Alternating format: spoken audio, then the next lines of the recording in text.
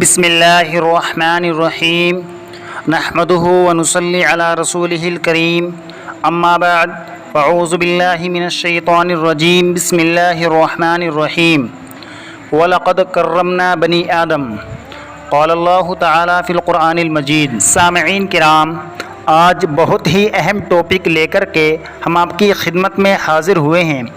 آج کا ٹاپک اور آج کا مسئلہ یہ ہے کہ انسان کے ٹوٹے ہوئے یا جھڑے ہوئے بالوں کا حکم۔ بعض مرتبہ جب ہماری مائیں بہنیں سروں کے اندر کنگھی کرتی ہیں تو ان کے بال ٹوٹ جاتے ہیں، جھڑ جاتے ہیں یا ایسے ہی ٹوٹ کر کے بکھر جاتے ہیں، اور ہماری بہت سی خواتین ان کو محفوظ کر لیتی ہیں۔ تو ان بالوں کا شرعی حکم کیا ہے، یعنی اسلام اس بارے میں کیا کہتا ہے؟ دیکھیے، قرآن کریم کے اندر اللہ تعالیٰ نے فرمایا وَلَقَدْ كَرَّمْنَا بَنِي آدم، ہم نے انسان کو عزت بخشی۔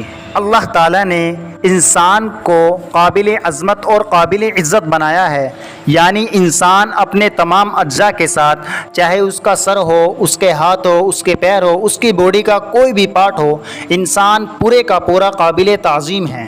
اب سوال یہ ہے کہ انسان کے جسم کے ٹوٹے ہوئے بال، جیسے اکثر بہت سی خواتین جب ان کے بال جھڑتے ہیں یا کنگھی میں نکلتے ہیں تو وہ ان کو محفوظ کر لیتی ہے۔ دیکھیے، اگر ان کا محفوظ کرنا اس نیت سے ہے کہ انسان قابل عظمت ہے تو اس کے بال بھی قابل عظمت ہے، اس وجہ سے اس کو دفن کرنے کے لیے محفوظ کر لیتی ہیں، تو یہ صورت تو درست ہے۔ لیکن اگر ان بالوں کو محفوظ اس وجہ سے کیا جا رہا ہے تاکہ ان کو بیچے یا ان کے عوض کوئی چیز خریدے، تو یہ بے اور ان تمام بالوں سے جو آمدنی ہوگی وہ تمام کی تمام حرام ہیں۔ ہدایہ کتاب کے اندر موجود ہے، صاحب ہدایہ فرماتے ہیں لا یجوز بیع شعور الانسان، انسان کے بالوں کی خرید و فروخت جائز نہیں ہے۔ اب رہا سوال یہ کہ جب ان کو بیچنے کے لیے محفوظ نہیں کیا جا سکتا تو اب ان بالوں کا کیا کیا جائے؟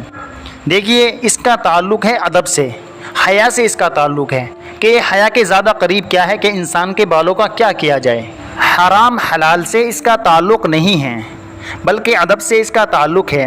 انسان کے جسم سے نکلے ہوئے بال، ان بالوں کو چاہے تو کسی گملے وغیرہ میں کھود کر کے محفوظ کر دے، یعنی دفن کر دے، یا کسی مٹی وغیرہ میں کہیں پر بھی کھود کر کے اس کے نیچے دبا دے، ایسے ہی گندی جگہ نہ پھینکے، کیونکہ یہ انسان کے جسم سے نکل کر کے آئے ہیں، اور عورت کا حسن و جمال اس کے بالوں کے اندر موجود ہوتا ہے، عورت کی ایک زینت ہوتی ہے، اور زینت اور خوبصورتی کو بیچنا جائز نہیں ہوتا، اسی وجہ سے ان بالوں کو بیچا نہیں جائے گا، بلکہ علماء نے لکھا ہے کہ ان بالوں کو دفنا دے۔